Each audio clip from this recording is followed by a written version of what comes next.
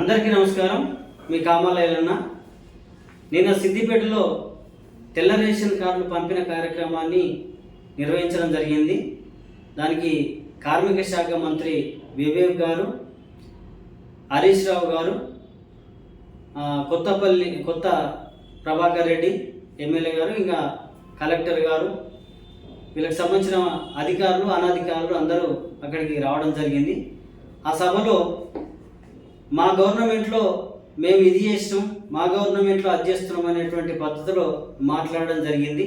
దానివల్ల రెండు వర్గాలుగా కాంగ్రెస్ బీఆర్ఎస్ సంబంధించిన వాళ్ళు రెండు వర్గాలుగా విడిపోయి లొల్లి పెట్టుకున్నటువంటి తీరు సోషల్ మీడియాలో మనం చూసినాం మిత్రులారా.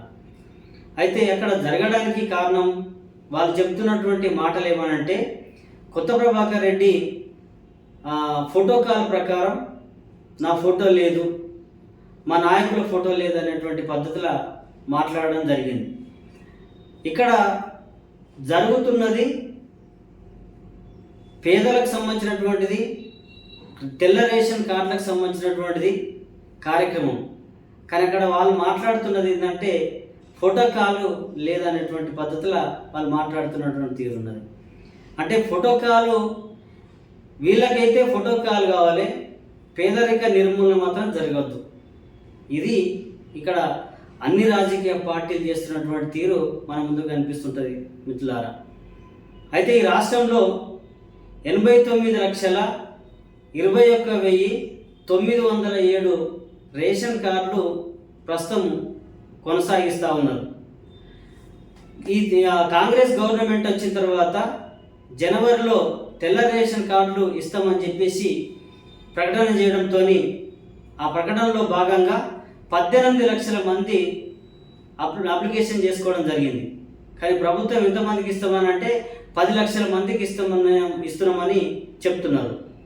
మొత్తం రాష్ట్రంలో 31 లక్షల మంది ఈ తెల్ల రేషన్ కార్డు మీద లబ్ధి పొందుతున్నటువంటి తీరు మన రాష్ట్రంలో లెక్కలు చెప్తున్నటువంటి తీరు ఉన్నది.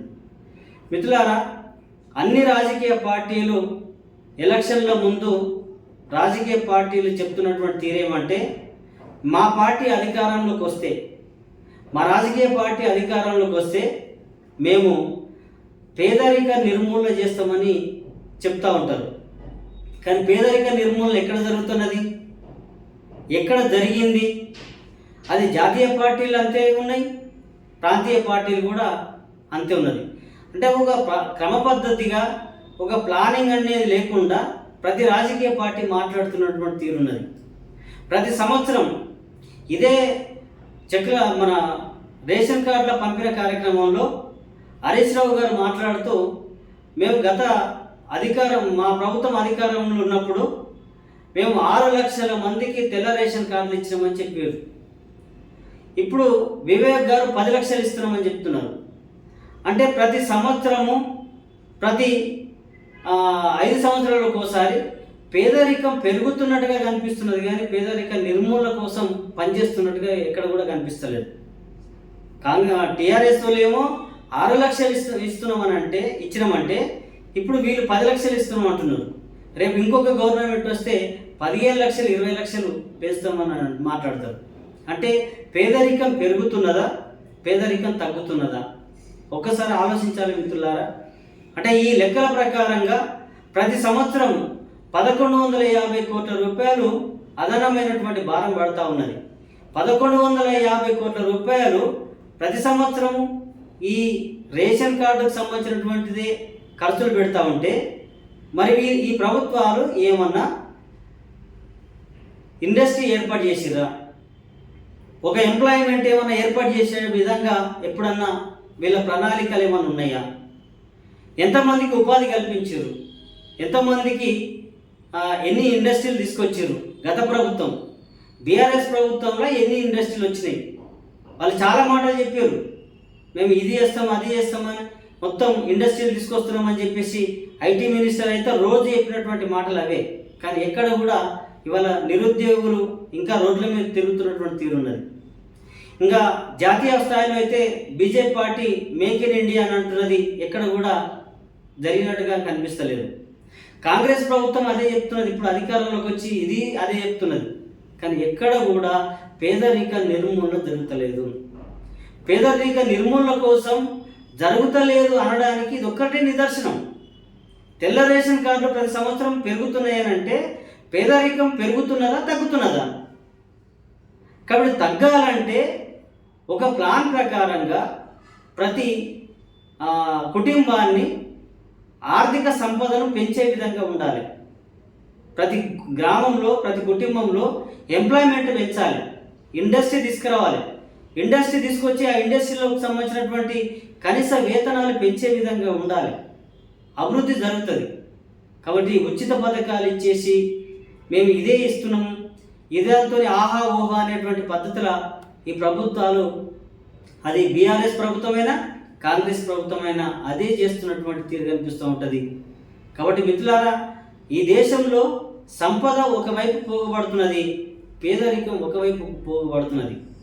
ఎక్కడ సమకాలికమైనటువంటి సమతుల్యమైనటువంటి సమాజం నిర్మాణం ఎక్కడ జరుగుతున్నది? ఇవాళ తెలంగాణ రాష్ట్రం వచ్చిన తర్వాత ఈ రాష్ట్రంలో 10-20 మంది, దాదాపు ఒక 2-3 మనం కరెక్ట్గా చూపించవచ్చు. మైభవం రమేష్ రావు దగ్గర లక్షల కోట్ల రూపాయలు పోగబడ్డాయి. మెగా కృష్ణారెడ్డి దగ్గర లక్షల కోట్ల రూపాయలు పోగబడ్డాయి. ఇట్లా అనేక మంది పెద్ద పెద్ద ఇండస్ట్రీలు డెవలప్ అవుతున్నటువంటి తీరున్నది. వాళ్ళు ఆర్థికంగా సంపద అంతా పోగుపడుతూ ఉన్నది. మరి ఒకవైపు ఆర్థిక సంపద పోగుపడితే సమాజానికి పెద్ద నష్టం జరిగే అవకాశం ఉంటుంది. కాబట్టి పేదరిక నిర్మూలన కోసం, పేదరిక నిర్మూలన ఎట్లా జరగాలనేటువంటి ఒక ప్లాన్ ప్రకారంగా పోయినట్టుంటే తప్పకుండా జరుగుతుండే. అట్లా కాకుండా ఉన్నతమైనటువంటి పెట్టుబడిదారిని ఎట్లా పెంచాలి, పెట్టుబడిదారి విధానాన్ని ఎట్లా కొనసాగించాలి అనేటువంటి పద్ధతులనే అన్ని రాజకీయ పార్టీలు మాట్లాడుతూ ఉన్నాయి. ఇక్కడ నిన్న జరిగినటువంటి దాంట్లో 2 వర్గాలుగా విడిపోయి ఒక రాజకీయమైనటువంటి నినాదాలు చేసుకుంటా మా పార్టీ ఇంత గొప్ప, మా పార్టీ అంత గొప్ప అనేటువంటి పద్ధతులు చెప్తున్నాం. కానీ మా పార్టీ పేదరిక నిర్మూలన చేసింది, మా పార్టీలో చాలామందికి ఎంప్లాయ్మెంట్ కల్పించడం, మా పార్టీ అధికారంలోకి వచ్చిన తర్వాత ఎంప్లాయ్మెంట్ కల్పించడం, ఉపాధి కల్పించడం అనేటువంటి చెప్పినటువంటి లెక్కలు ఎక్కడ కూడా లేవు. ఉచిత పథకాలు ఎన్ని ఇస్తున్నాం, ఉచిత పథకాలు ఎన్ని పెంచినాం, గొర్రెలు బర్రెలు ఇచ్చినామని గత ప్రభుత్వం చెప్పుకుంటున్నది. కానీ ఈ ప్రభుత్వం ఇల్లు ఇస్తాము, ఇది ఇస్తున్నామని చెప్తున్నది. ఇవ్వాలని మేము ఇవ్వద్దని మేము అనడం లేదు, ఇవ్వాలి. కానీ ఇచ్చేటువంటి పద్ధతి ఆ కుటుంబానికి ఆర్థికపరమైనటువంటి సంపద పెరిగే విధంగా ఉండాలి, ఆర్థిక సంపదను పెంచే విధంగా ప్రభుత్వాల ప్లాన్ ఆఫ్ యాక్షన్ ఉండాలి. అట్లా లేకపోతే, అట్లా డైరెక్షన్ లేకపోతే ఇంకా పేదరికం ఇంకా పేదరికంగా మారుతుంది. ఇవాళ విపరీతమైన 4 కోట్ల ప్రజలల్లో 30-40 లక్షల మంది పేదరికంలో ఉన్నారంటే ఇవాళ ఇంకా ఏ స్థాయిలో ఉన్నదో ఒక్కసారి మనం అర్థం చేసుకోవడానికి ఈ లెక్కల ప్రకారం చూడొచ్చు. కాబట్టి ఒకరి మీద ఒకరు పోసుకోవడమే సరిపోతుంది తప్ప మా పార్టీ ఇంత ఆర్థిక సంపద పెంచింది, జిఎస్టీ పెంచింది, మా గ్రోత్ పెంచింది అనేటువంటి పద్ధతి ఇవాళ ఈ రాష్ట్రంలో లేదనేది మాకు చాలా స్పష్టంగా కనిపిస్తున్నది.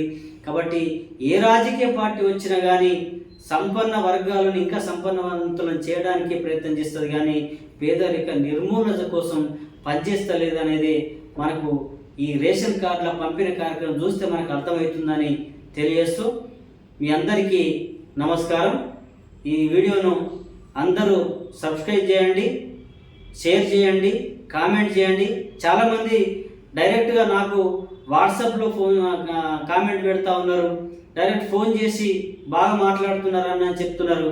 కానీ దయచేసి ఈ వీడియోలో పెట్టండి, వీడియోను అందరికీ షేర్ చేసే విధంగా ఉండాలనేది మీ అందరికీ గుర్తు చేస్తూ సెలవు.